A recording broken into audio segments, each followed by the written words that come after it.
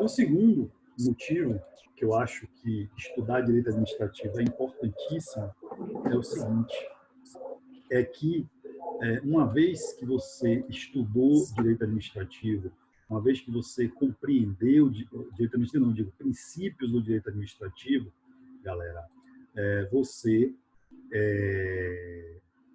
consegue responder outros assuntos.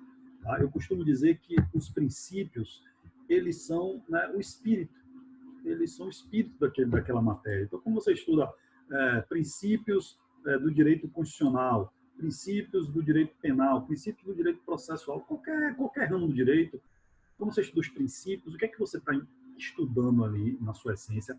Você está estudando a alma, a lógica, a sistemática daquela disciplina, né? Então, quando você estuda os princípios de qualquer ramo do direito e do direito administrativo, isso não seria diferente, tá? Você está entendendo a lógica do direito administrativo. Isso faz com que você possa, por exemplo, chegar numa questão de licitação e tem lá uma pergunta sobre licitação, mas você não sabe, você não lembra, você não estudou aquela... Pô, cara, eu vi esse negócio de licitação tem tanto tempo, não estou me lembrando realmente.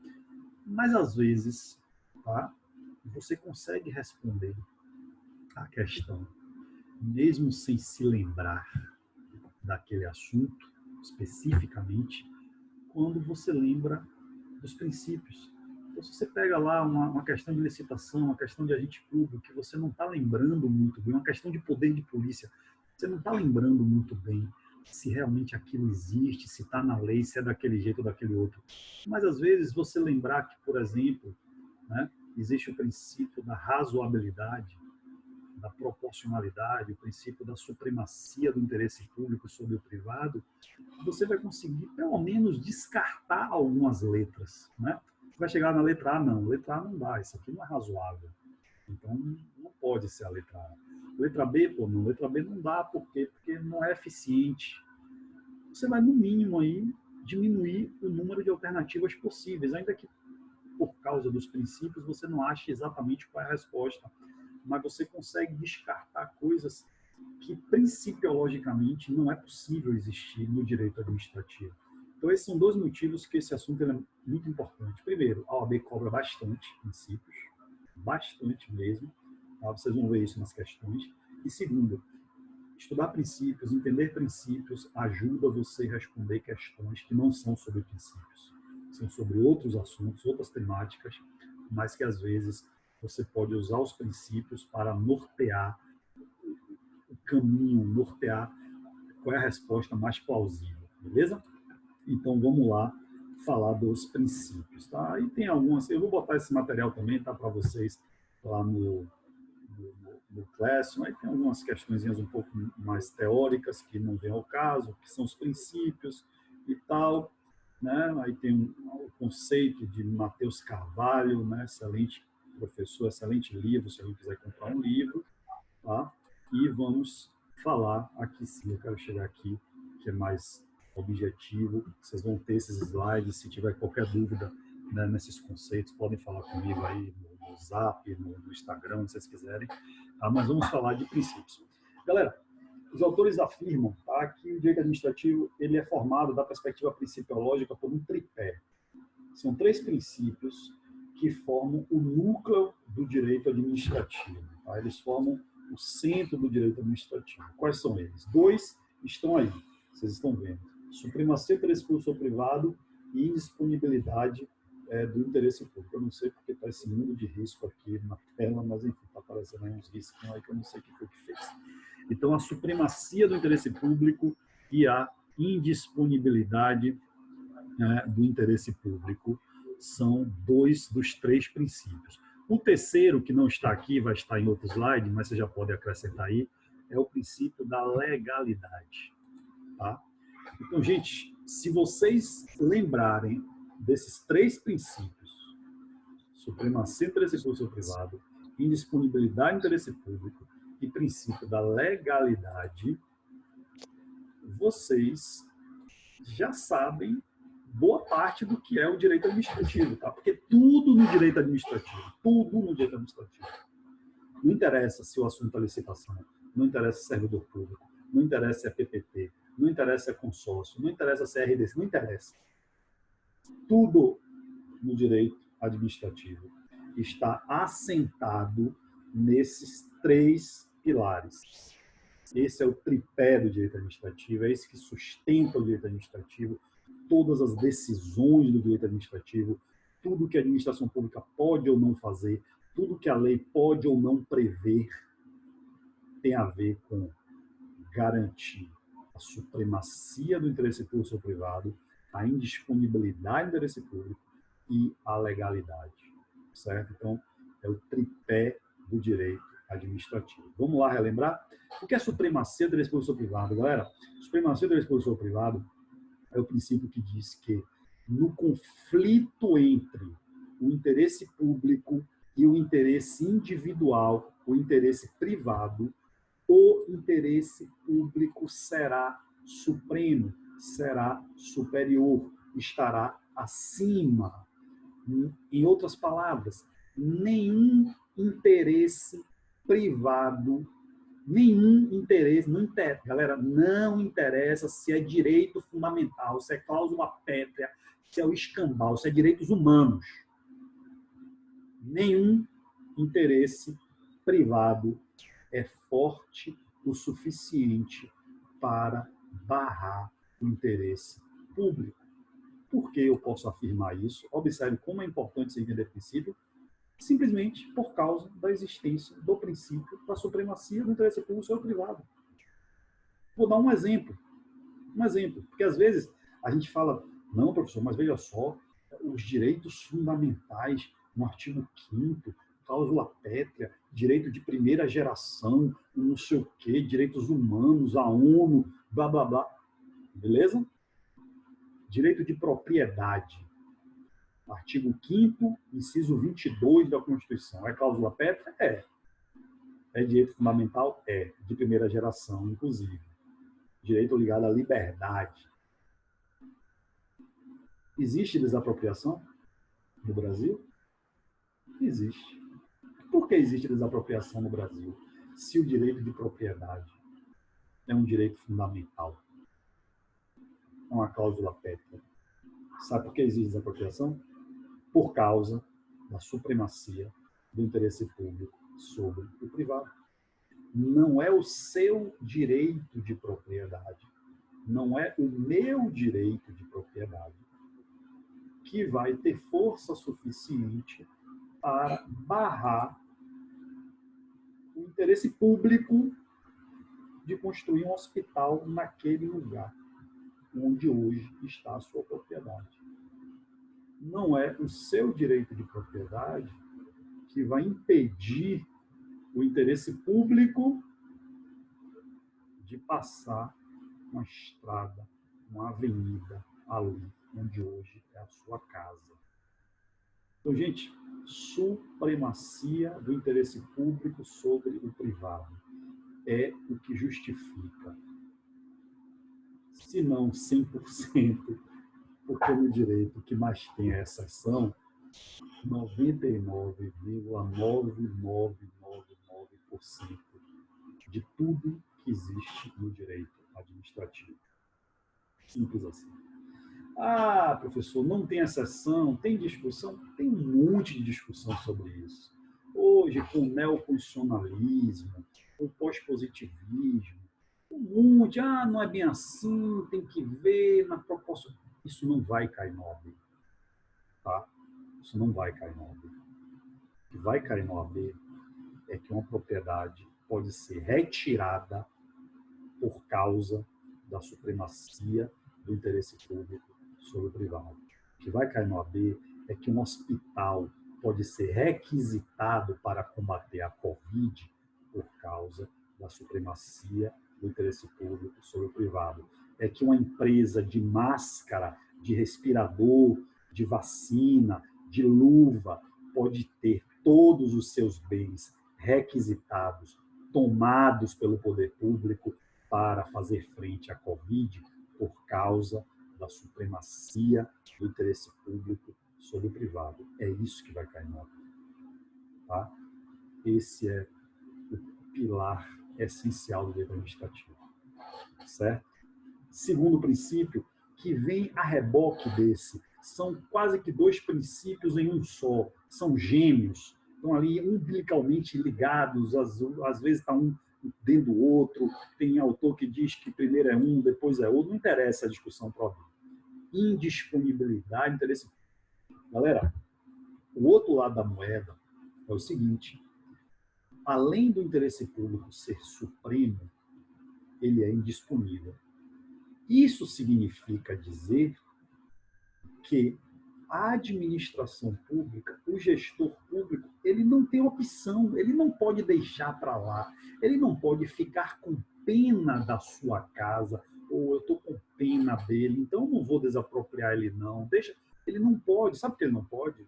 Porque o interesse público é indisponível, o interesse público não é de ninguém e é de todo mundo ao mesmo tempo. O poder público, o Estado, a administração pública, o prefeito, o governador, o presidente, eles não são donos do interesse público, eles não são titulares do interesse público, de maneira que eles não podem dispor do interesse público. Então, perceba que a administração pública, eu gosto sempre de usar essa palavra, a administração pública, ela está condenada a buscar o interesse público. Não é opcional. É uma condenação. Ela está ali condenada a buscar o interesse público sempre. Por quê? Porque ele é indisponível. Eu estou vendo minha amiga Luciana está aí com a caneta na mão. A caneta é dela. Se ela quiser, ela joga a caneta fora. Por que ela joga? Porque ela tem titularidade da caneta. Ela é dona da caneta. Se ela quiser, ela quebra. Se ela quiser, ela troca. Se ela quiser, ela dá. Se ela quiser, ela deixa para lá. Ela faz o que ela quiser. A caneta é dela. O interesse público não é do Estado. Então, ele não dispõe do interesse público como minha amiga Luciana dispõe da caneta. Então, ele está obrigado a cuidar do interesse público, obrigado a buscar o interesse público, obrigado a garantir o interesse público, obrigado a, junto com a supremacia, passar por cima do seu interesse individual para garantir o interesse público. Então, são dois princípios, galera, que justificam tudo no direito administrativo. Quando a gente fala de desapropriação é por causa disso. Quando a gente fala de poder de polícia é por causa disso. Quando a gente fala de imperatividade é por causa disso. Quando a gente fala de alta executoriedade é por causa disso. Quando a gente fala de bens públicos é por causa disso. Quando a gente fala de improbidade é por causa disso. Quando a gente fala de tudo é por causa disso no direito administrativo. Certo? São dois princípios essenciais. Mas vamos seguir, que nós temos mais princípios dentro do direito administrativo. E aí a gente passa, né, para... Aí tem, tá, galera? Tem aí vocês vão ter todas essas negocinhos aí e tal. Certo? E aí a gente passa para o famosíssimo LIMP. Está aqui, ó, artigo 37 da Constituição, legalidade, impessoalidade, moralidade, diversidade e eficiência. Tá? Juntamente com a legalidade, ó a legalidade aqui, por isso que a legalidade não estava naquele slide, tá? Porque a legalidade está aqui no link, mas juntamente com a legalidade, aqueles dois princípios são o tripé do interesse público, da administração pública. Tá? E o que é legalidade? Vamos agora para o link, tá? O que é legalidade? Legalidade é o princípio que diz que a administração pública só faz aquilo que a lei manda ela fazer. Legalidade, galera, vou tirar uma onda aqui de professor Rafael Barreto, falar um pouco de direito constitucional. Legalidade é um princípio geral de direito, é um princípio que está atrelado ao Estado democrático de direito. Toda vez que vocês ouvirem falar Estado de direito, essa partezinha de direito significa dizer que aquele Estado respeita, que aquele Estado tem, que aquele Estado está sujeito à legalidade. Tá? E legalidade não tem a ver só com a administração pública. A legalidade vai impactar, né, em todo o Estado, na sociedade como um todo. E aí, por isso, eu sempre digo assim, a legalidade é um princípio que tem, é como se fosse uma moeda, ele tem dois lados, né? Ele tem dois significados. Ele tem um significado mais geral, um significado que vocês vão estudar mais no direito constitucional e tal, que é um significado que interessa para mim, para você, para nós como sociedade, que diz o quê? Nós podemos fazer tudo, né, que a lei não proibir. Então, qualquer coisa que não tiver proibição expressa na lei, significa que eu posso fazer. Então, para nós, para o particular, a legalidade significa estar ligada à ideia de liberdade. Eu sou livre para fazer qualquer coisa, desde que essa coisa não esteja proibida em lei. Certo? Então, legalidade para o particular, para a sociedade, para o direito constitucional, que está lá prevista no artigo 5º, inciso 1 da Constituição, podemos fazer tudo que a lei não proíba. Bom, esse é um lado da moeda, é a coroa, vamos dizer assim.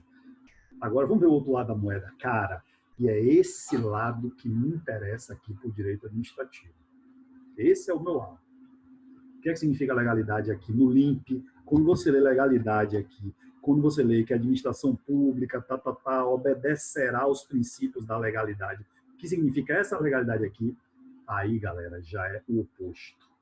Porque se eu disse que a legalidade do particular está ligada à ideia de liberdade, a legalidade para a administração pública está ligada à ideia de prisão, de limitação, de vinculação. Por quê? Porque a legalidade aqui para o direito administrativo, a legalidade do LIMP, significa o quê? Que a administração pública só faz o que a lei manda ela fazer. Então, perceba que a omissão, se eu não tenho a lei falando nada, para nós, para o particular, significa que nós podemos fazer.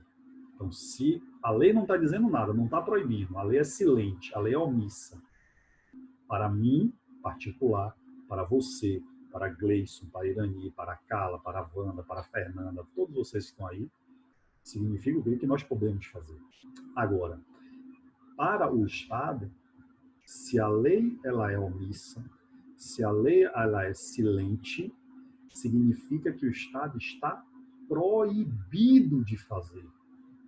Então, na ausência de previsão legal, a ação do Estado é proibida. O Estado não pode fazer se antes não tiver uma lei dizendo que ele pode fazer. Inclusive, não é só dizendo que pode, é dizendo que pode, é dizendo como, quando, onde, quem, por quê, de que forma. A gente vai falar um pouco mais sobre isso quando a gente for estudar o quê? Os atos vinculados. A vinculação dos atos administrativos está diretamente ligada à ideia da legalidade. Então, só para fechar a questão do tripé.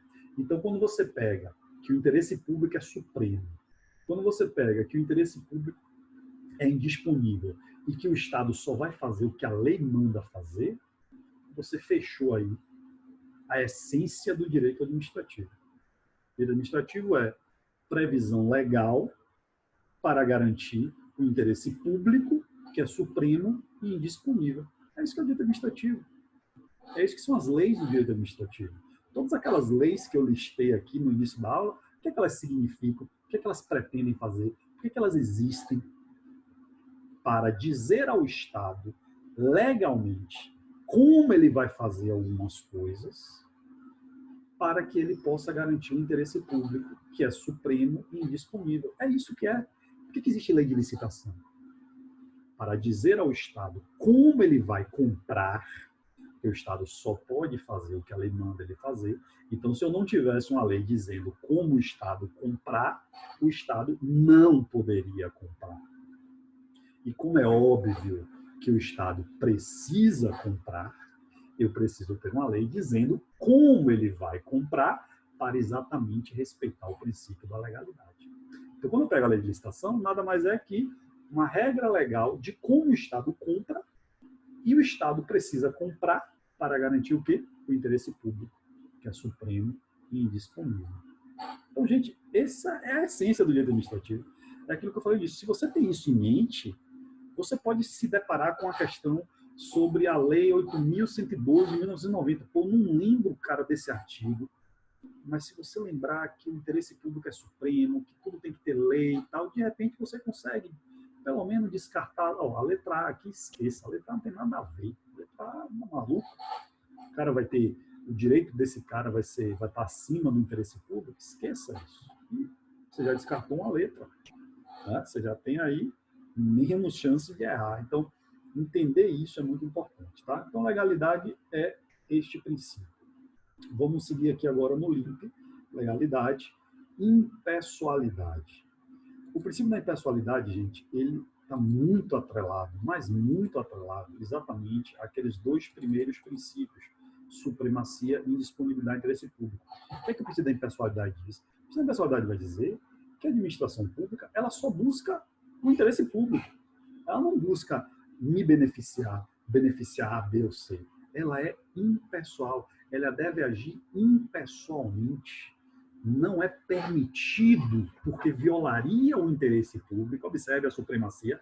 Não é permitido, porque violaria o interesse público, a administração pública agir para beneficiar A, B, C ou D.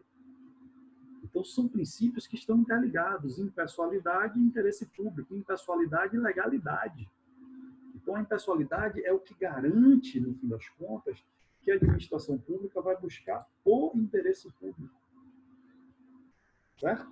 Este é o princípio da impessoalidade, que tem alguns autores que vão falar de um outro princípio chamado de finalidade. Eu, pessoalmente, acho que impessoalidade e finalidade são sinônimos.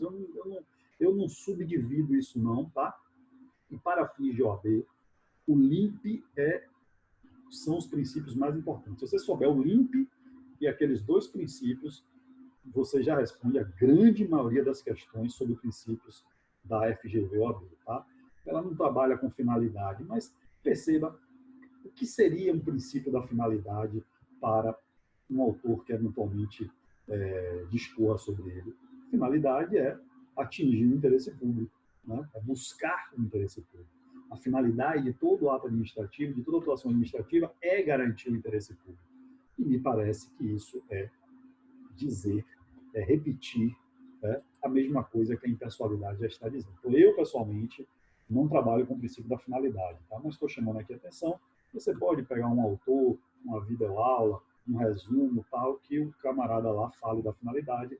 Vocês já estão sabendo por que eu não vou falar de finalidade aqui, que a finalidade me parece que está implícita, me parece que é uma consequência da própria impessoalidade. Tá?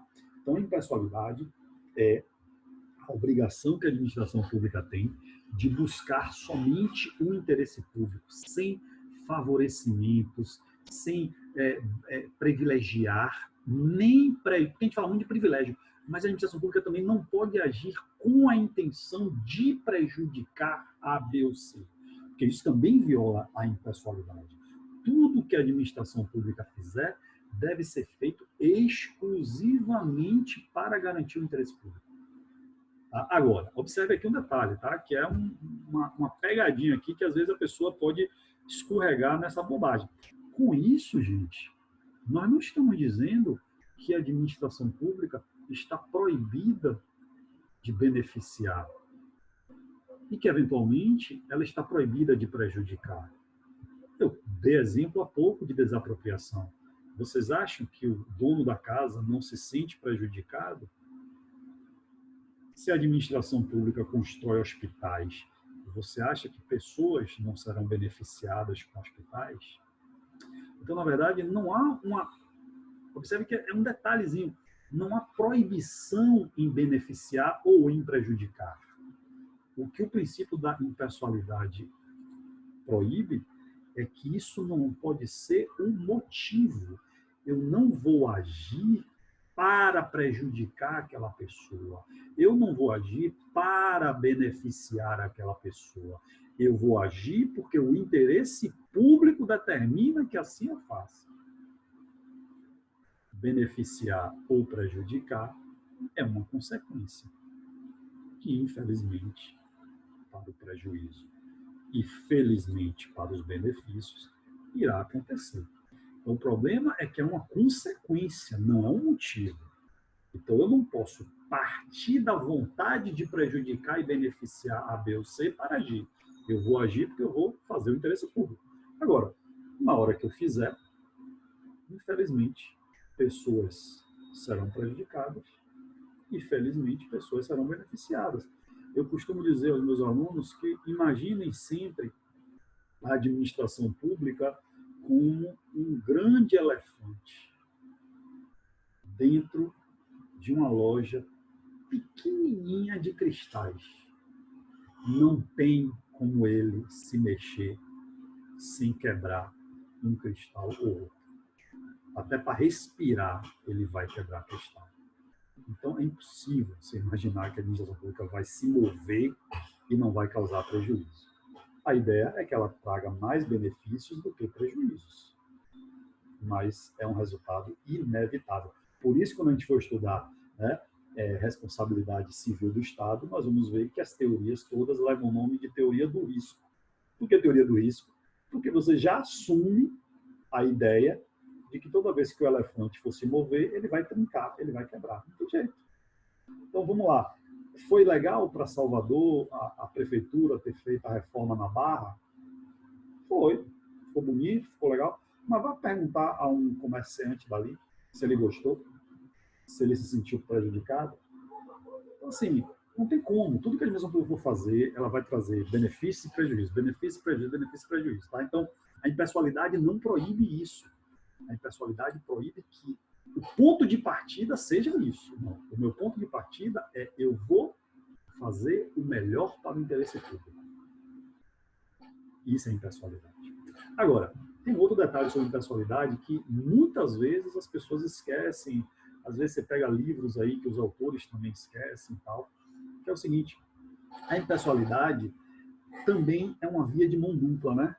Essa primeira via que eu estou falando, né, a administração pública não pode agir para beneficiar ou agir para prejudicar, é normalmente a via mais comum, a mais falada e a mais cobrada em prova também, tá?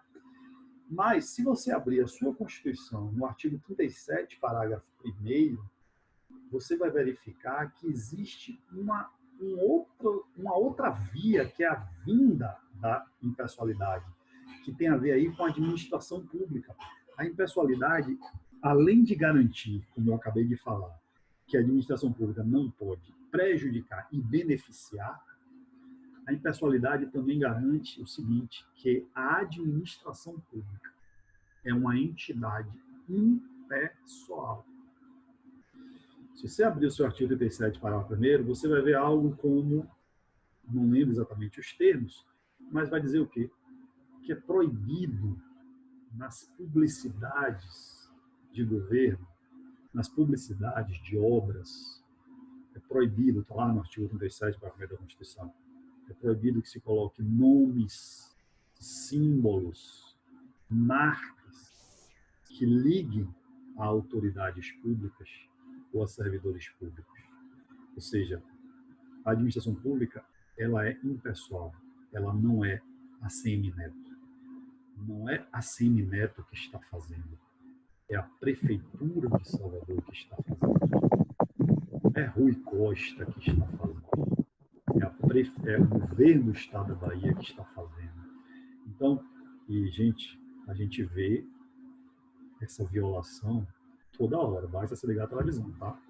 Nós não deveríamos ter propagandas de obras, de construções, né, que mencionassem nomes, que mencionassem símbolos, que tivesse jingles, musiquinhas, que remetesse a pessoas. Sabe por quê? Porque a administração pública ela é impessoal. Certo? Então, a impessoalidade também veda promoção, ou pelo menos tenta vedar, né? Porque na prática a gente vê que isso é um mangue, mas a impessoalidade também tenta vedar promoção pessoal às custas do poder público.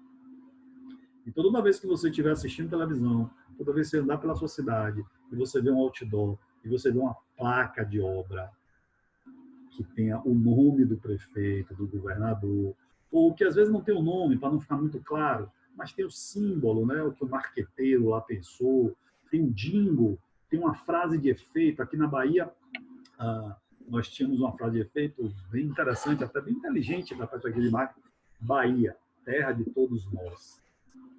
Né? Mas esse não é a frase oficial do Estado da Bahia. Isso aí foi uma frase que Duda Mendonça provavelmente pensou, né, para um grupo político que estava na época no poder. Aí, desculpa, eu falei ACM Neto e falei Rui Costa, esqueci que tem gente de fora. ACM Neto é o prefeito de Salvador e Rui Costa é o governador do estado da Bahia, tá, galera? Desculpe, que agora é que me dei conta disso, porque eu não estou falando só para a galera daqui. Então, isso também é impessoalidade. Então, perceba, a impessoalidade também tem dois lados. Tem um lado para fora e tem um lado para dentro. Para fora a administração pública não pode agir para beneficiar, para prejudicar. Para dentro a administração pública, ela é uma entidade impessoal. Ela não é o prefeito, ela não é aquela coligação, ela não é aquele partido político. Então, eu não posso ter nome e símbolo. Aí, veja também, a gente não pode, porque às vezes a galera fala, que absurdo publicidade. Galera, tem que ter publicidade. Mas publicidade, o que é que esse artigo 37, parágrafo 1º da Constituição vai dizer? A publicidade, ela tem cunho social, informativo, de educação. Como é que você vai saber que tem um novo posto de saúde na rua, atrás de sua casa, se não tiver publicidade? Então, às vezes, eu vejo a galera exagerar muito. Que absurdo gastar com publicidade. Bem, talvez eles gastem muito com publicidade. Mas perceba que nós não podemos não ter publicidade. Que a publicidade tem um motivo de existir, um motivo de orientação, de informação, de educação, de levar conhecimento à sociedade de que agora aquele serviço existe, de que agora tem aquela coisa ali. Se não tiver publicidade, você não sabe. Agora, o que não pode é um gestor público utilizar da publicidade para fazer a sua promoção pessoal, porque isso viola o princípio da impessoalidade. E isso está expresso no 37, parágrafo 1º. Então, anote aí, 37, parágrafo 1º, e se você não abriu aí agora para ler, depois você abre e você vai ver que está muito claro isso lá, beleza? Moralidade. Vamos aqui para o terceiro princípio aqui do LIMP. Moralidade. O princípio da moralidade, galera, é o princípio que significa honestidade, verdade, boa-fé objetiva. Porque, veja, quando a doutrina começou a colocar moralidade como princípio, como se começou a criar o princípio da moralidade jurídica, eles se depararam com um probleminha, que é o seguinte: a moralidade, né, é algo que é subjetivo. Então, moralidade é bem, mal, certo, errado. O que é moral para você pode não ser para mim. Né? Então, moralidade envolve muitas questões subjetivas. É diferente de ética, que ética é um conjunto de regras, né, mais bem estabelecidas. Então, obviamente, que como princípio, a moralidade não poderia ser essa subjetividade toda. Por quê? Porque você não ia ter como controlar, né? O que é certo para você não é para mim, como é que a gente ia controlar? Como é que eu ia poder dizer que A, B ou C está errado porque está violando a moralidade, se a moralidade fosse algo tão subjetivo? Então, a discussão, né, isso já tem muito tempo, mas a discussão foi se tendo tal, até que a galera fechou no seguinte: moralidade como princípio não tem a ver com certo e errado, eu gosto, não gosto, bonito, feio, bom e mal. Moralidade como princípio, para que você possa ter um pouquinho mais de objetividade na análise. A moralidade é honestidade, verdade, boa fé. Então, toda vez que o gestor público agir com mentira, criar subterfúgios, inventar história, escamotear a motivação, não sei o quê, isso viola o princípio da moralidade. Então, a honestidade é algo mais objetivo, mais mensurável, mais detectável do que bom e ruim, bem e mal. Então, quando você fala de moralidade, você tem que analisar isso. Honestidade, boa-fé objetiva, verdade. Verdade. Tá? A moralidade é um princípio importantíssimo. Tão importante que a ação popular, que é um remédio condicional, que vocês vão estudar com o professor Rafael Barreto, um dos motivos pelo qual qualquer cidadão pode usar uma ação popular é se ele, cidadão, entender que aquele ato está violando a moralidade. Vocês vão ver lá no artigo 5º, 73 da Constituição, a ação popular serve para proteger o quê? Meio ambiente, patrimônio público, patrimônio histórico-cultural e moralidade administrativa. Então, este princípio da moralidade administrativa, qualquer cidadão pode proteger através da ação popular. Quando vocês forem estudar a ação popular, vocês vão, né, falar sobre isso. E aí vocês vão verificar isso lá. Então, um princípio importantíssimo, né, em virtude exatamente dessa acessibilidade, dessa possibilidade que o cidadão tem de proteger, ter uma ação específica para o cidadão proteger este princípio, que é o princípio da moralidade. Então, tem a ver aí com honestidade. Tá? Publicidade. Publicidade, gente. Publicidade é a essência, né? O nome da administração é administração pública. Então, público é a administração. Né? Então, a ideia da publicidade é a ideia... Hoje se usa um termo muito mais famoso do que publicidade, que é a transparência. Né? Está mais na moda transparência. E eu acho que o termo transparência ele é mais adequado. Ele induz menos a erro. Sabe por quê? Porque publicidade, às vezes, o aluno entende, e não é verdade, que o princípio da publicidade significa que tudo tem que ser publicado. Quando você lê publicidade, você pensa logo em publicação. Você pensa logo em diário oficial. E não é isso que publicidade significa como princípio. Publicidade, como princípio, significa exatamente transparência, acessibilidade. As coisas são públicas. A sociedade, os órgãos de controle, elas têm que ter acesso. Em outras palavras, sigilo é exceção. Existe sigilo? Existe. Publicidade, alguns autores falam que é o único princípio que admite exceção.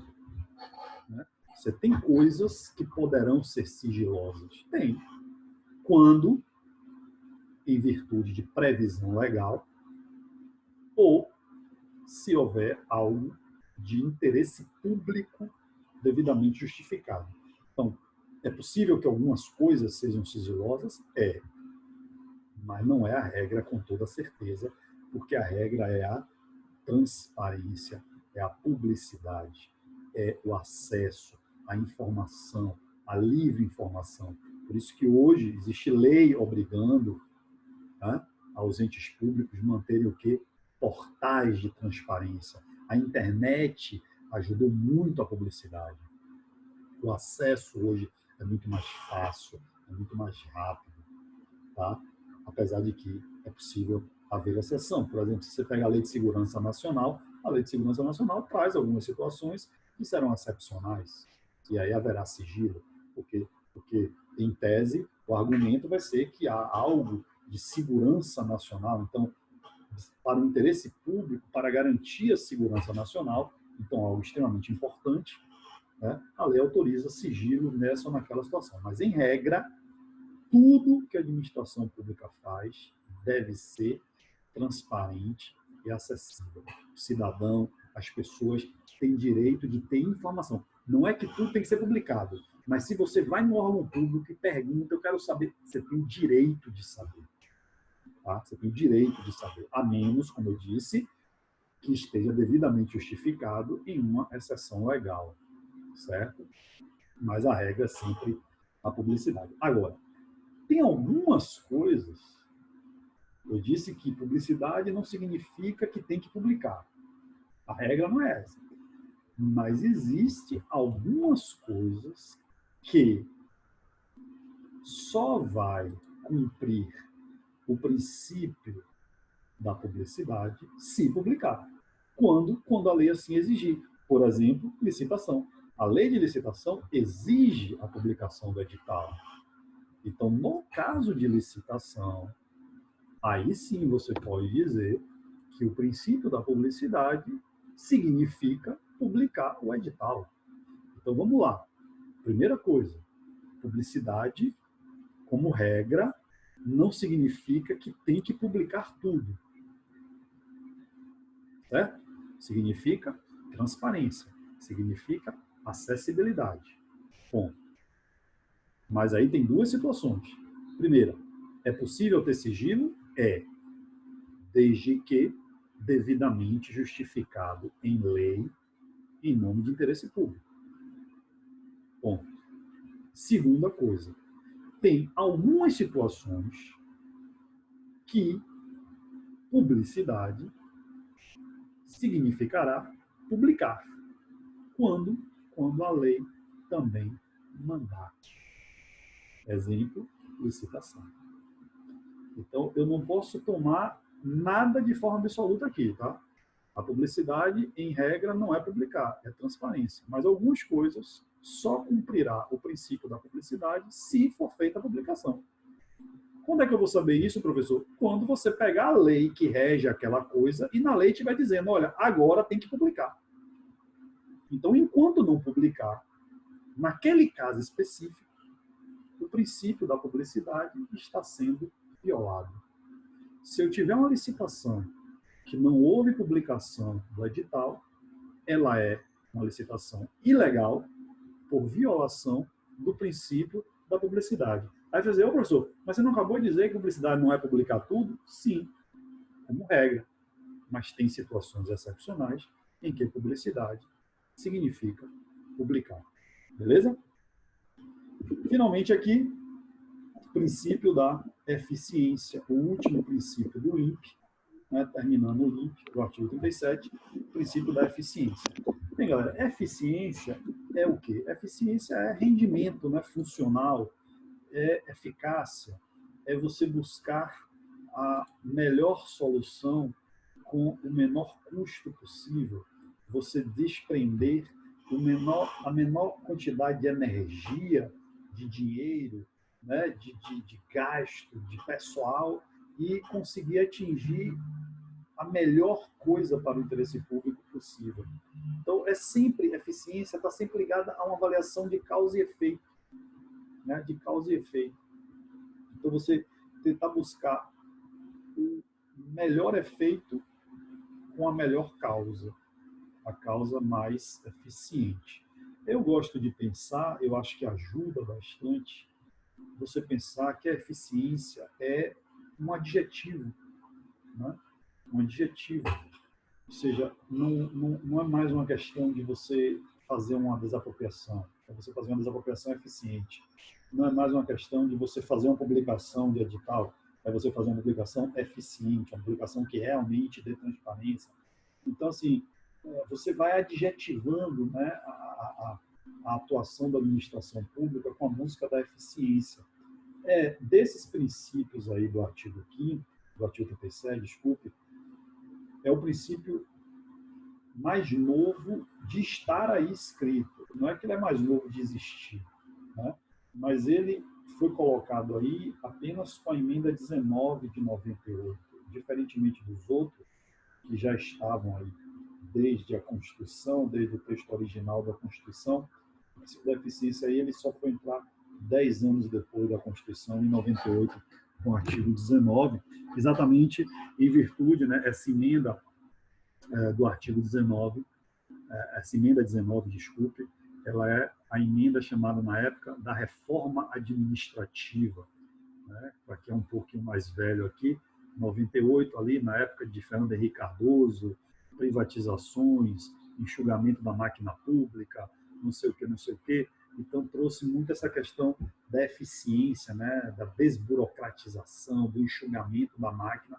Então toda a emenda 19 estava embrenhada, estava, né, impregnada, na verdade, com essa ideia de eficiência, de eficácia, no sentido de buscar uma administração pública mais enxuta, menos burocrática e mais célere. é um princípio geral do direito administrativo, mas é um princípio que tem uma aplicação muito importante quando a gente for falar de serviço público, tá? Um assunto do direito administrativo, tá? Uma daquelas leis que eu disse a vocês, a Lei 8987 de 95, que é a lei de concessão de serviços públicos, e vocês vão ver que lá na lei, no artigo 6º, vai falar exatamente que o serviço adequado é aquele serviço que prevê, que garante, né, a eficiência. Então, quando a gente for voltar a falar, ou melhor, quando a gente for falar de serviços públicos, quando a gente for falar de concessão, né, de serviços públicos, eu vou falar novamente desse princípio da eficiência para vocês, tá? Vocês vão ver aqui, tá? Seguindo aí o slide, que você vai ter aí o conceitozinho, tá? De tudo isso aqui que a gente falou, tá bem aí no slide, vocês vão ter acesso a esse slide. Eu não fico passando aqui porque realmente eu me esqueço. E tá aí o link, né, para vocês lembrarem. Bem, eu quero falar agora, galera, para a gente finalizar essa coisa de princípios, eu quero falar de alguns princípios que não estão no LIMP, tá certo? Efetivamente, o LIMP são os 5 princípios mais cobrados, talvez mais importantes para um, exatamente porque eles estão escritos, né, estão expressos, e normalmente as provas, principalmente provas de questões objetivas, elas gostam muito daquilo que está escrito na lei, né? Eu comecei a aula hoje falando do quanto é importante você ler a lei, porque as provas são muito decorebas, mas tem alguns princípios que são bem importantes também da gente falar, tá? Ele tem aí proporcionalidade, razoabilidade e motivação, tá? São 3 princípios aí que eu queria também destacar aqui com vocês. Eu coloquei aí proporcionalidade e razoabilidade como diferente, tá? Como diferente, separado aí, mas efetivamente eu trabalho esses princípios, eu também nunca vi a OAB, né, se preocupar com uma eventual distinção. Eu trabalho esses princípios como sinônimos, tá? Razoabilidade e proporcionalidade. O que é razoável, depois eu vou até falar de alguma distinção aqui, mas vamos trabalhar da maneira que a OAB, né, mais cobra no primeiro momento. Bem, o que é razoabilidade, o que é proporcionalidade? É exatamente você buscar aí, né, uma relação satisfatória entre os fins e os meios, né? Ou seja, em outras palavras, a proporcionalidade e a razoabilidade tem a ver com a chamada proibição de excessos. Proibição de excessos. Então, tudo que a administração pública for fazer, ela tem que buscar a exata medida necessária para garantir o interesse público. Ela não pode agir nem com força demais e nem com força de menos. Tá? Ela não pode nem botar muita carga, mas ela também não pode agir de maneira fraca, que torne aquilo que ela faz absolutamente, ó, como os princípios se comunicam, ineficiente. Então, a administração pública tem um problema, pandemia, coronavírus. Aí o governo vai comprar vacina. E aí ele compra 10 vacinas. Ele compra 10 ampolas de vacina. É óbvio que essa é uma medida desarrazoada, desproporcional. O governo está agindo frágil demais, fraco demais, para fazer frente ao combate à pandemia. Tá? Então, proporcionalidade e razoabilidade tem a ver com isso. São 2 princípios, galera, que vão ser muito importantes, quando nós estivermos falando de atos discricionários. Tá? A principal principal critério, tá? O principal critério de avaliação de legalidade de ato discricionário é razoabilidade e proporcionalidade. A gente não falou ainda de atos discricionários e vinculados, mas como todo mundo aqui, né, já fez o curso de Direito ou já está finalizando, discricionariedade é aquela atuação administrativa em que há uma certa margem de liberdade, né? O gestor público, o agente público, ele tem ali uma possibilidade de escolha de algumas alternativas possíveis. Como é que você vai avaliar se o que o agente público escolheu é legal ou ilegal? Se ele, em tese, pode escolher uma coisa ou outra, exatamente através da razoabilidade. Então, você vai avaliar, essa é a coisa básica, você vai avaliar a legalidade ou ilegalidade de um ato discricionário exatamente perguntando-se se aquela escolha foi razoável, foi proporcional, foi suficiente para fazer frente àquela demanda. Se não foi, seja porque foi forte demais, seja porque foi fraco demais, o ato discricionário ele é ilegal por violação ao princípio da razoabilidade. Ah, mas vem cá, o cara não podia fazer uma coisa ou outra? Podia, mas acontece que discricionariedade não é liberdade. Não é faça qualquer coisa. E não é faça qualquer coisa exatamente por causa dos princípios. Por quê? Porque essa escolha do que vai fazer tem que ser feita respeitado os princípios da razoabilidade, da proporcionalidade, da eficiência. Há um outro princípio importante aí para você medir a discricionariedade. Aquela escolha foi eficiente? Aquela escolha foi razoável? Então, razoabilidade e proporcionalidade são dois princípios importantíssimos quando, principalmente, você está diante da chamada discricionariedade administrativa. E como você está diante da vinculação, dos atos vinculados, não tem o que pensar, tem que fazer aquilo, acabou. A lei ela já pré-estabeleceu o que é para ser feito. Então você não vai avaliar se foi razoável, se não foi, por quê? Porque a lei só deu aquela possibilidade. Mas quando você está diante dos atos discricionários, onde a lei permite, né, algumas alternativas, onde a lei dá uma margem de escolha, onde a lei dá uma folga para a atuação do agente público, aí a razoabilidade e a proporcionalidade entram de maneira muito importante, mas muito importante mesmo. Tá? Bem, eu disse a vocês o seguinte, que eu, pessoalmente, e a OAB, entendem e trabalham razoabilidade e proporcionalidade como sinônimos, certo? O que é razoável é proporcional, o que é proporcional é razoável. Me parece que não tem muita diferença nessas duas coisas. Mas, só para não dizer que eu não falei, existem alguns autores que vão diferenciar. Basicamente, galera, aí você vai achar alguns critérios, inclusive critérios até de origens. Tá?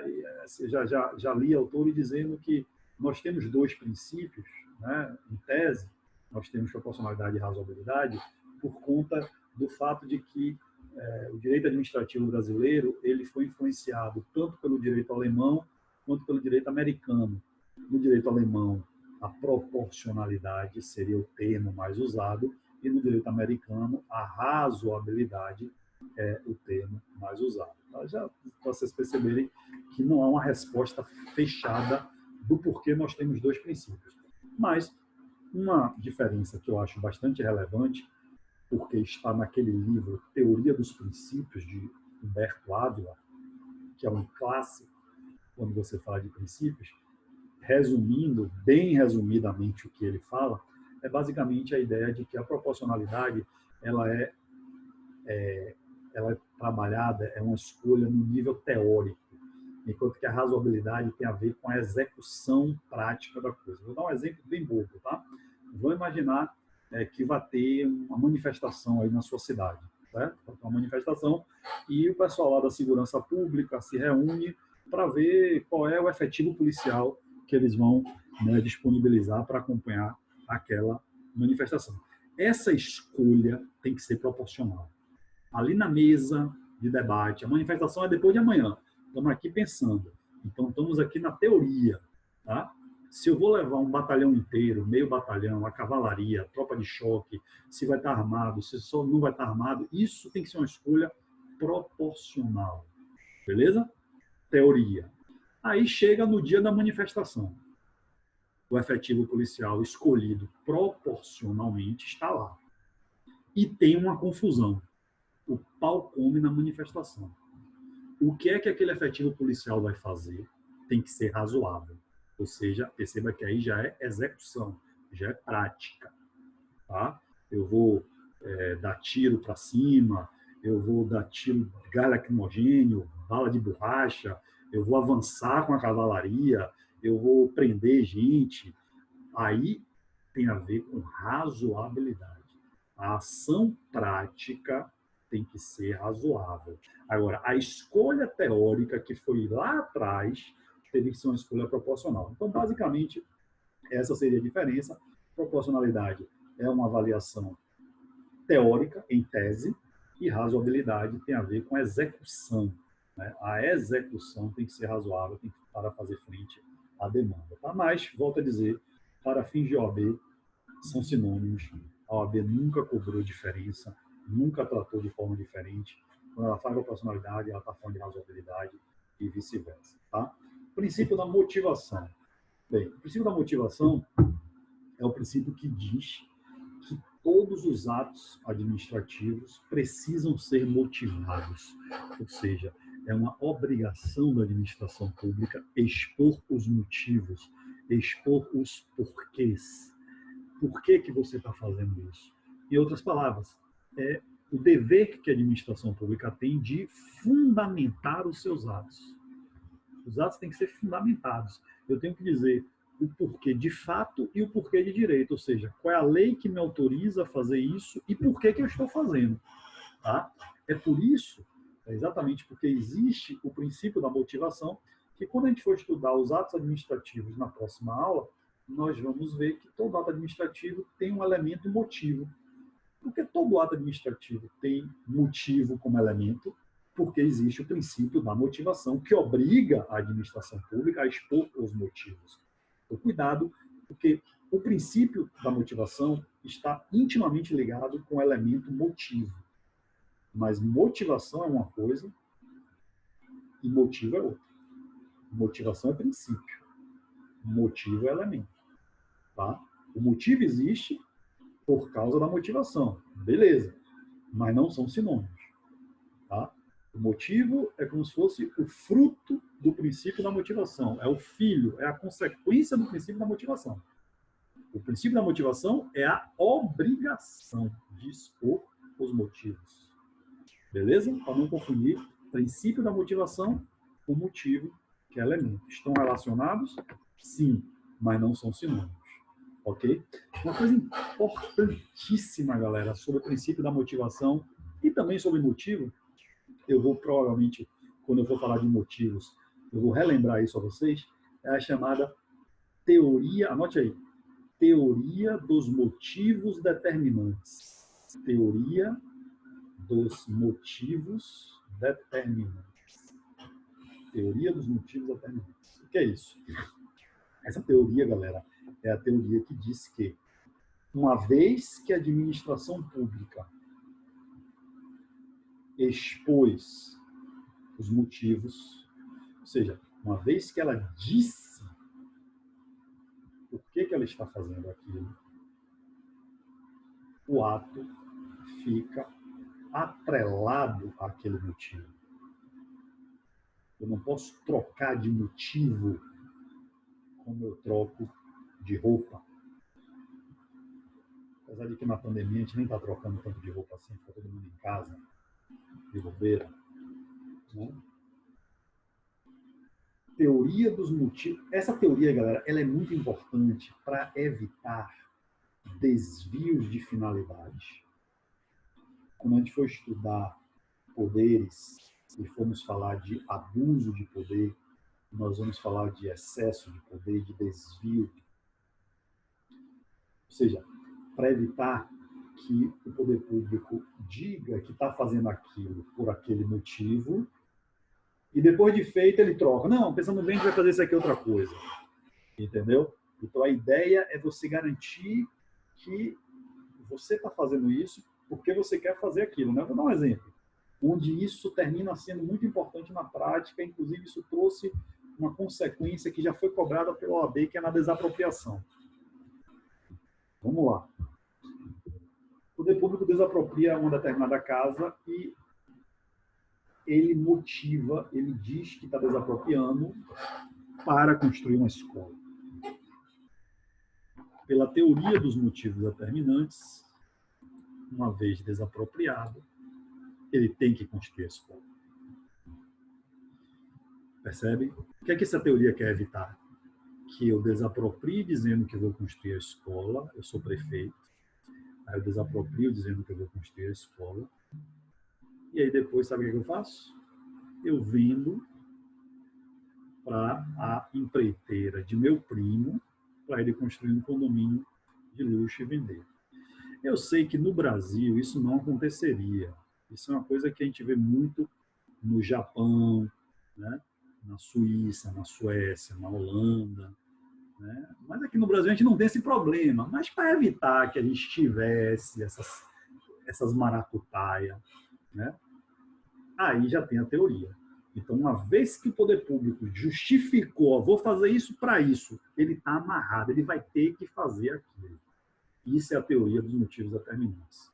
Uma vez exposto o motivo, o ato fica atrelado ao seu motivo. Certo? Essa é a teoria. Mas, como eu dei o exemplo da desapropriação, tá? Eu vou ter que agora avançar um pouco mais. Essa teoria, ela tem um motivo muito claro de existir e me parece que todo mundo concorda que ela é uma teoria importante, tá? Principalmente no Brasil. Mas se chegou na conclusão de que, se essa for uma teoria aplicada a ferro e fogo, ou seja, se eu não tiver nenhuma exceção a essa teoria, pode ser que o próprio interesse público seja violado. E isso ficou muito evidente exatamente na desapropriação. Vou dar um exemplo para vocês entenderem. Eu desaproprio a casa dizendo que eu vou construir uma escola. Tá?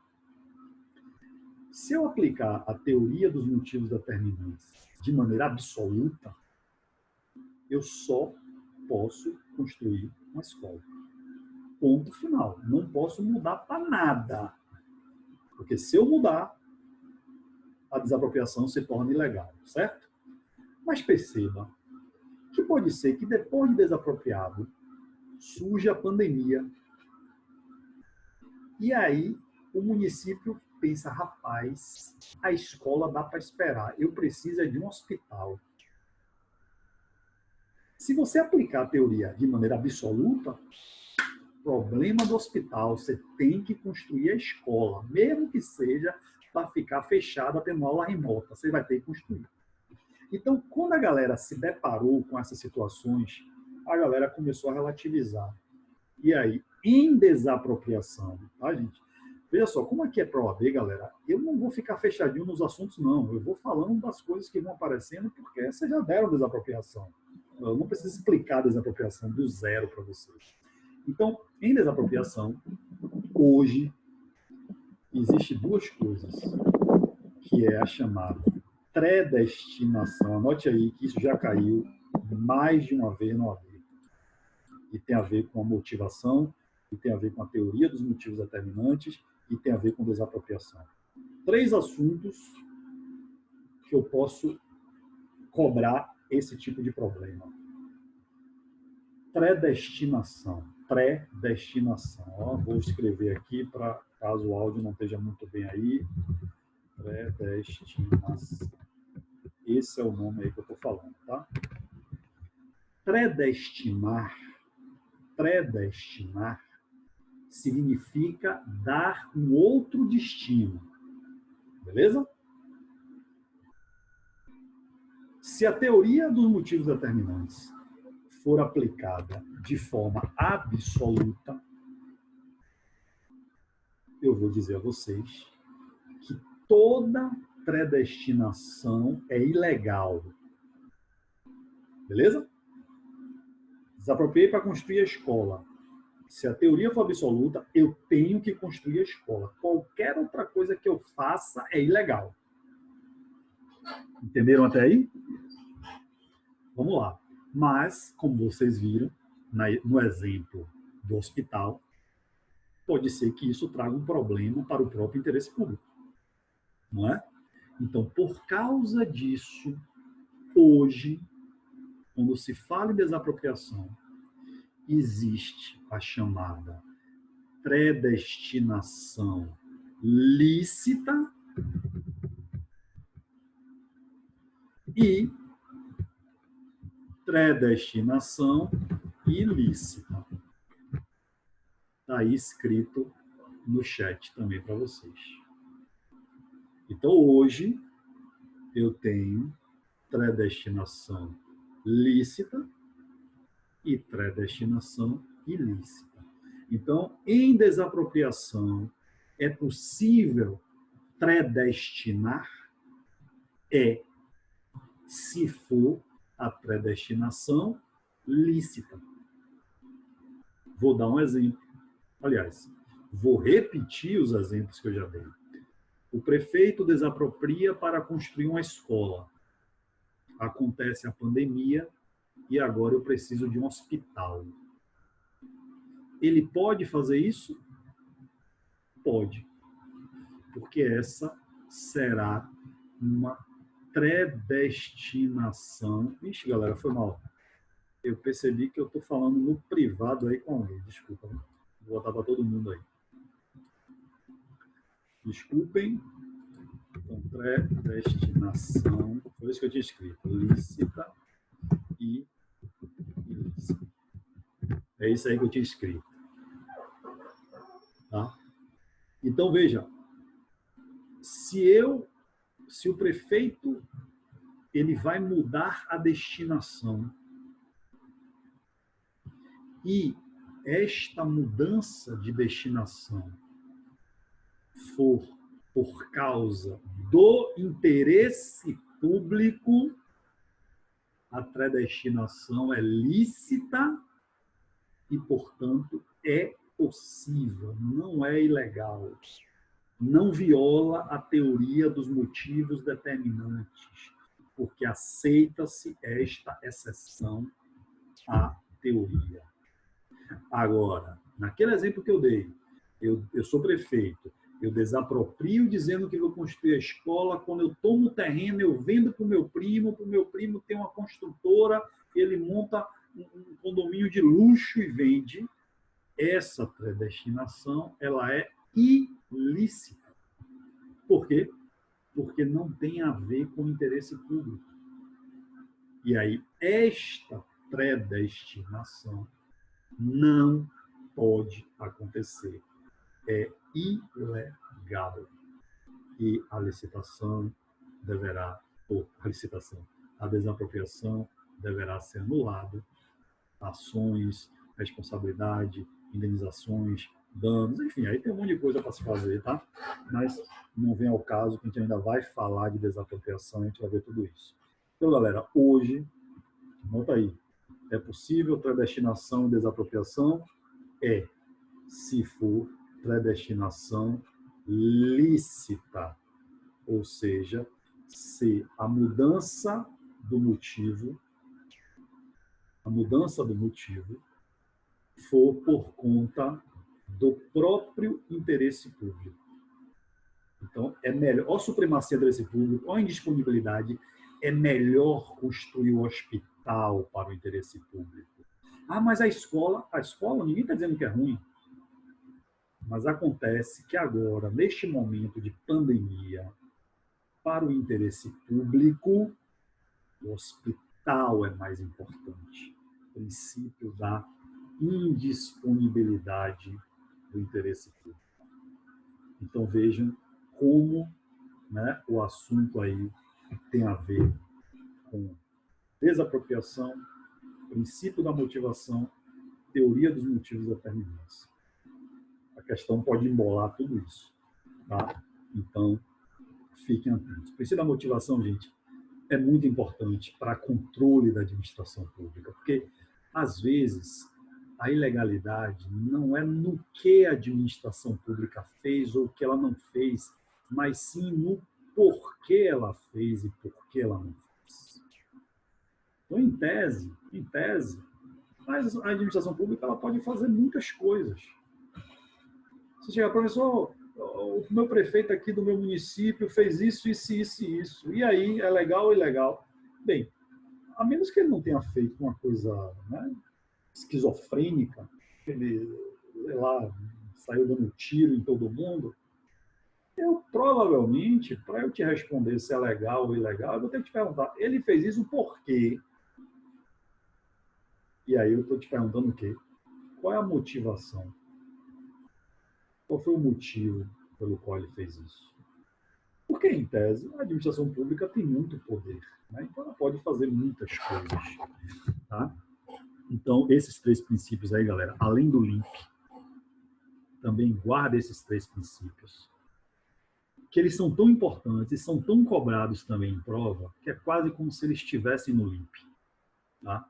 Quase como se eles estivessem no LIMP. Faz de conta que eles estão escritos lá também no 37. Esses 3 aí.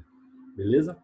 Eu tenho também aí no slide que vocês vão ter, tá? Conceito, algumas considerações aí, tá tudo aí bonitinho. E aí eu quero realmente fechar a nossa aula de hoje, né? Porque já passamos aqui de 21 às 21h10. Como a aula é boa, a gente não vê o tempo passar. Espero que vocês estejam gostando da aula.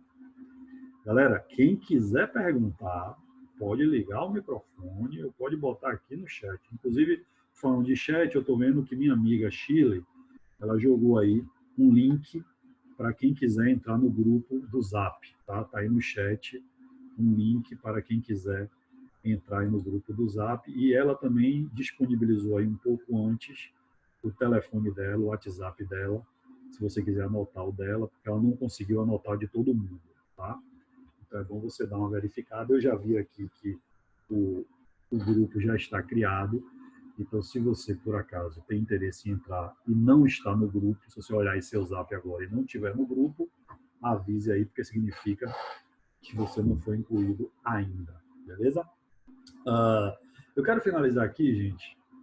O professor coloca o link do Classon, tá? Deixa eu pegar aqui.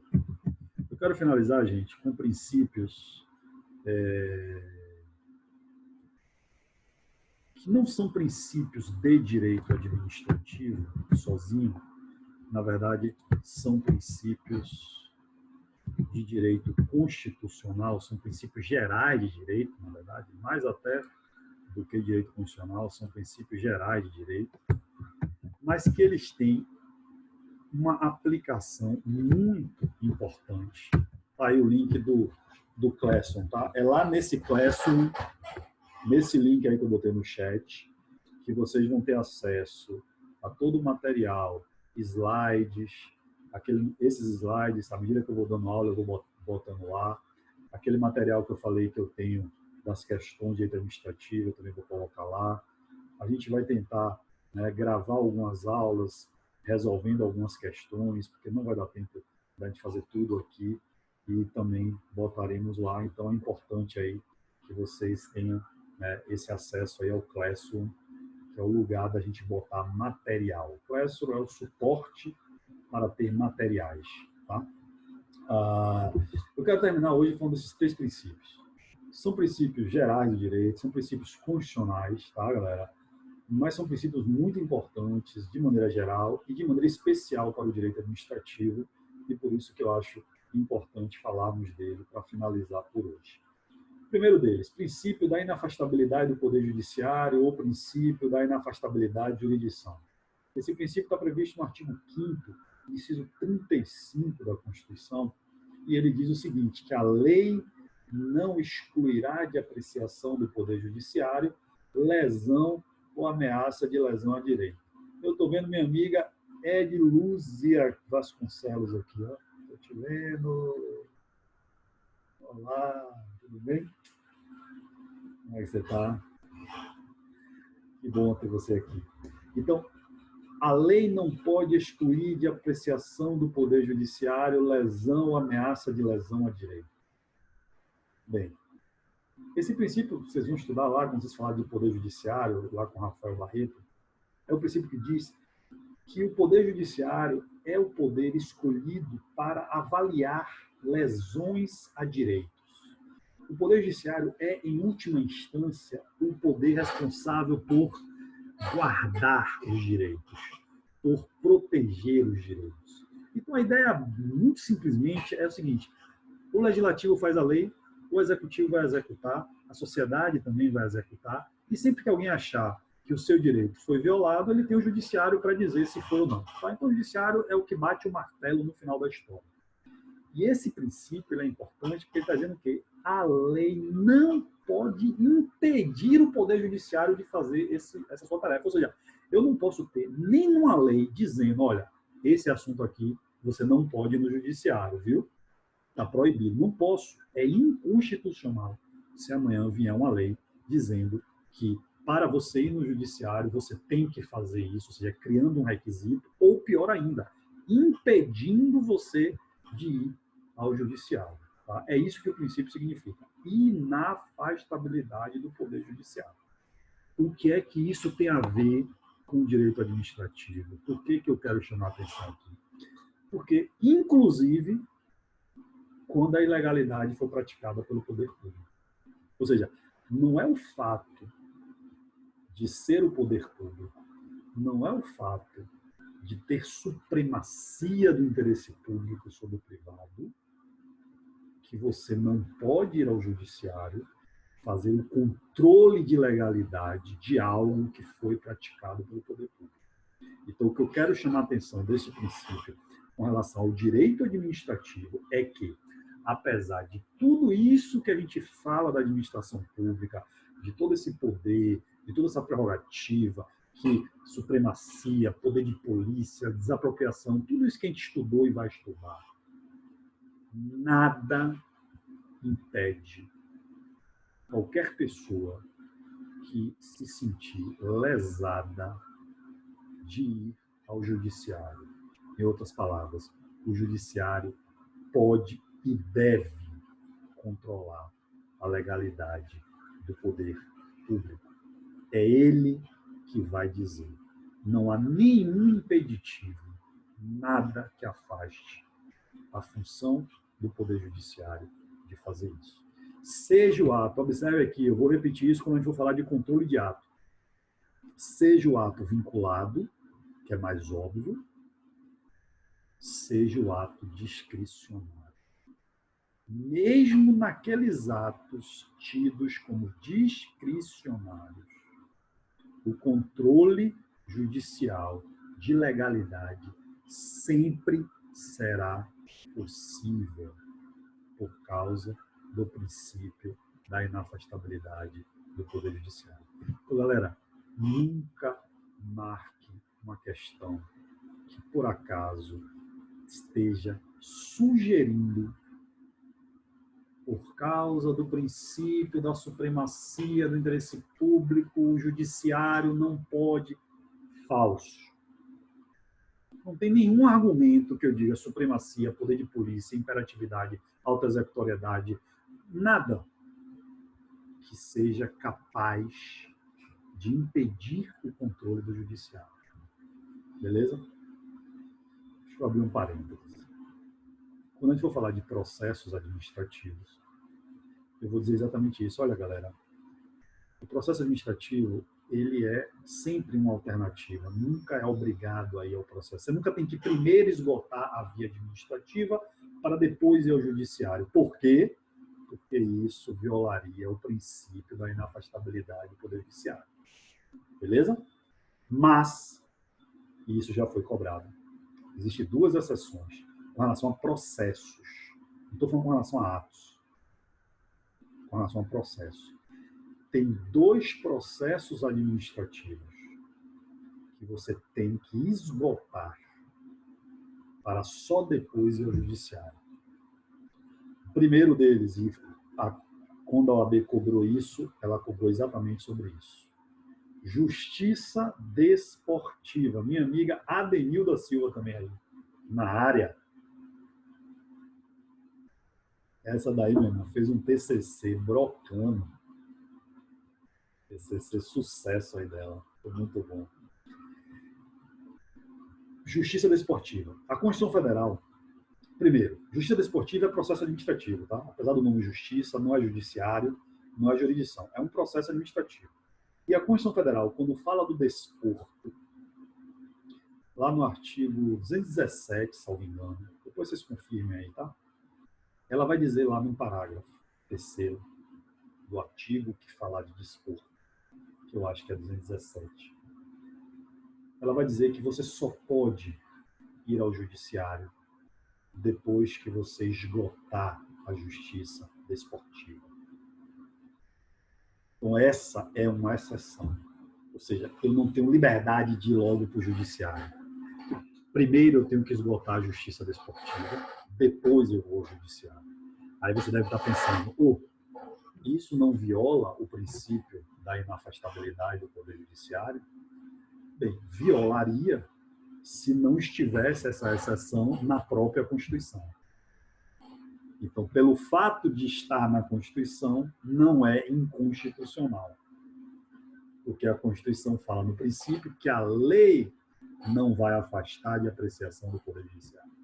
Só que, nesse caso, quem está afastando é a própria Constituição Federal, quando fala do desporto, lá no artigo 217, salvo engano, parágrafo 3º. É a partir do 200 e tanto, 217, 207, uma coisa lá. Vai ter educação, desporto, cultura. Aí, quando vê lá do desporto, você vai achar essa parte. Então, isso já foi cobrado na OAB, tá? Se você não esgotar, primeiro, a justiça desportiva, ou seja, um processo administrativo.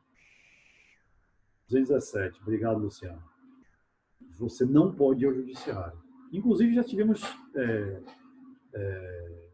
times de futebol que erraram isso. A galera pegou, fez ação, foi no judiciário, 217, artigo 217 da Constituição. A galera foi no judiciário, quando chegou lá, o que foi que o juiz falou? Sinto muito, você primeiro tem que ir na justiça desportiva. Eu não posso analisar seu processo enquanto você não esgotar a justiça desportiva. Então, essa é a primeira exceção a esse princípio. Uma exceção condicional. A segunda exceção, galera, não está na Constituição, mas quem inventou foi o STF. Então, não tem como a gente dizer que é inconstitucional também, tá? Que é INSS, questões previdenciárias. Você também não pode ir no judiciário antes de tentar o processo administrativo no próprio INSS. Não vai discutir aposentadoria, invalidez, benefício, isso, enfim, qualquer questão previdenciária. Primeiro você tem que ir no INSS em um processo administrativo interno, para só depois você ir ao judiciário. Você não pode ir direto para o judiciário, portanto, também uma exceção aí ao princípio da inafastabilidade do Poder Judiciário. Tá? Tirando essas duas exceções, tirando essas duas situações, justiça desportiva, que já foi cobrado pela OAB, e INSS, não há nada que eu possa colocar numa questão que diga que primeiro você tem que fazer isso e depois que você vai para o judiciário. Falso, sempre falso. Nunca marca uma letra que diga isso. A menos que seja desporto e INSS. Qualquer outra coisa, por mais bonito que a questão seja, né? E por mais que você ache que, rapaz, não, isso aqui não é. Tá? Segundo princípio, o princípio da segurança jurídica, artigo 5º, inciso 36 da Constituição. A lei não prejudicará o direito adquirido, o ato jurídico perfeito e a coisa julgada. Princípio da segurança jurídica. Princípio chamado por alguns autores, princípio da estabilidade dos direitos subjetivos. Não interessa o nome, um dos princípios mais importantes do Estado democrático de direito é este princípio que estabiliza as relações, é esse princípio que garante que você pode sair numa loja, comprar um negócio e que você vai receber, é esse princípio que garante que você possa casar, que você possa divorciar, que você possa jogar na Mega Sena e que se ganhar você vai receber o dinheiro. segurança jurídica. Se você não tiver segurança jurídica, você não tem o Estado, pelo menos não como nós conhecemos. O que é que isso tem a ver com direito administrativo? Também, nem a administração pública pode violar a segurança jurídica. Então, a administração pública, ela pode fazer muita coisa, pode, mas ela tem que respeitar o direito adquirido, o ato jurídico perfeito e a coisa julgada. Ou seja, é um limite à atuação da administração pública. Tá? É um limite à atuação da administração pública. Por isso que é um princípio muito importante para o direito administrativo. E, finalmente, o princípio do devido processo legal, princípio muito conhecido por todos, princípio que vocês vão estudar também exaustivamente em direito processual, né? Está envolvido aí nesse princípio dois outros princípios, o princípio da ampla defesa, o princípio do contraditório. Eu não vou dar uma aula aqui sobre o devido processo legal, vocês vão estudar isso em direito constitucional, em direito processual. O que eu queria trazer aqui para o direito administrativo é que a administração pública precisa garantir o devido processo legal, principalmente quando nós estivermos falando de processos sancionatórios, principalmente quando nós estivermos falando de processos sancionatórios, processos que vão restringir direitos, que vão impor sanções, que vão limitar direitos, que vão aplicar punições, não pode ser feito sem a garantia da ampla defesa e do contraditório. Isso se torna muito importante quando nós formos estudar processo administrativo disciplinar. Qualquer PAD que viole a ampla defesa e o contraditório, que viole o devido processo legal, ele é nulo, ele é ilegal, ele é viciado e deve ser anulado. Então, também, um limite aí à atuação da administração pública, que apesar de poder muita coisa, apesar de ter muitas prerrogativas, ela tem que respeitar o devido processo legal. Ela tem que garantir sempre a ampla defesa, contraditório, certo? Sob pena de ilegalidade da sua atuação, principalmente quando nós estivermos falando de processos punitivos. Tá? E quando a gente for falar de PAD, de processo administrativo disciplinar, isso se torna ainda mais relevante. Beleza, galera?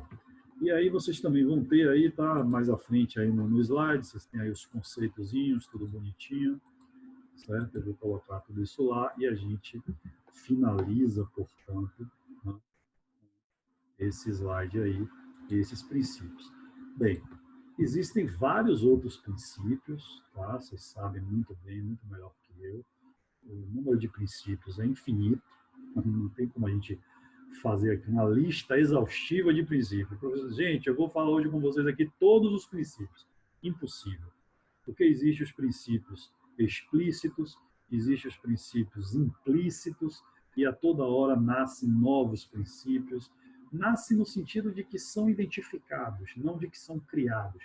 Por exemplo, só para ilustrar isso que eu estou falando, a tal da reforma administrativa que, né, tem se falado, na verdade até se falou mais, agora a coisa deu uma esfriada, ela vai mudar o artigo 37. Esse artigo que tem o link pela reforma vai mudar. E hoje, no artigo 37, nós temos 5 princípios, né, que é o LIMP. Pelo texto da reforma, serão 13 princípios escritos no artigo 37. 13. Alguns que já estão, mas será acrescentado vários outros princípios aí. Nós teremos uma lista de 13. Ou seja, quando a reforma passar, o tal do LIMP acabou. Não vai ter negócio de mais de LIMP. Tá? A gente vai ter que inventar uma outra palavrinha para lembrar dos 13 princípios, porque o LIMP não vai mais existir. Então, perceba, é impossível falar de todos os princípios. Tá? Eu trouxe aqui para vocês aqueles mais cobrados pela OAB, talvez os mais importantes, e o que vocês vão achar com toda certeza na grande maioria dos autores, dos livros, das aulas. Mas é óbvio que existem vários outros princípios que eu não mencionei aqui. Então, se você estiver estudando e estiver lendo lá um princípio X que eu não tenho explicado aqui, e que por acaso você tem alguma dúvida, alguma dificuldade, poxa, não entendi tal, você pode tanto me procurar aí nas redes sociais, eu já dei a vocês aí o meu Instagram, já dei o meu WhatsApp, estou lá no grupo com vocês do Zap, ou vocês podem trazer para uma próxima aula aqui, professor, rapidinho, antes de você começar aí a falar disso, eu estava estudando princípios e tal, tal. Além disso, galera, nós vamos falar de princípios ainda quando nós formos falar de assuntos específicos. Então, por exemplo, quando eu for falar de licitação, existem os princípios específicos da licitação. Então, eu vou voltar a esse assunto princípios dentro de assuntos específicos e aí nós ampliaremos, portanto, essa lista de hoje. Tá? Então, tem essas duas questões aí que eu queria falar para vocês. No mais, eu queria agradecer bastante a vocês pela presença, tá? Mais uma vez dizer que estamos muito felizes com esse projeto.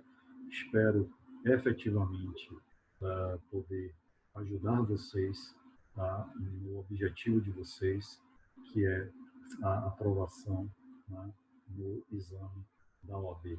Então, o que eu, pessoalmente, e eu tenho certeza que isso vale para todos os professores, o que nós pudermos fazer para garantir a sua aprovação, nós iremos fazer, certo? O que estiver ao nosso alcance fazer, nós iremos fazer e estaremos sempre à disposição dos nossos alunos para ajudar nesse objetivo. Então, saibam, né, a partir de ontem, não a partir de hoje, que esse objetivo agora não é mais só seu, é de todos nós. Tá? Nós, professor, a ideia é pegar cada um aqui na mão e garantir a aprovação na OAB.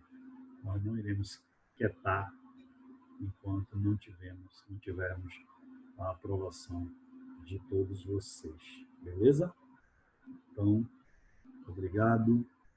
Boa noite para todo mundo. Se cuidem. Fiquem com Deus. Deus abençoe vocês aí nessa semana. Amanhã vocês terão aula aí. Eu acho que amanhã é Direito Tributário com o professor Ricardo Malta. Se eu não estiver enganado, essa é a programação de amanhã. Tá? Acho que é professora Isabela. Professor excelente. Tem alguém falando aí? Eu, Shirley. Oi, Shirley, tudo bem? Eu acredito que amanhã é a professora Isabela que está. Amanhã é a professora Isabela, penal, verdade. Amanhã vocês vão estar aí com a loira do crime, diga. Tem algumas pessoas falando lá no grupo que está tendo dificuldade de entrar no CROIS, na sala. Aí o senhor coloca o link, se eu puder, lá no grupo, que fica mais fácil para o pessoal entrar. Pessoas que estão com dificuldade de entrar nessa sala aqui de aula? Não, a outra sala do Google CROIS, né? Do Classroom? Ah, entendi. Eu vou mandar agora lá o link, então, do Classroom lá no grupo. Tá bom? Obrigado. Professor, primeiro a Deus, né? Depois o senhor, pela equipe também, pela força que está dando a cada um de nós, né? Eu sou suspeita a falar porque o senhor é meu mestre, né? Tenho como... Seja das antigas, seja das antigas. Fica com Deus aí. Muito obrigado. Você também, galerinha. Beijo, beijo no coração de vocês. Até a próxima. Tchau, tchau, galera.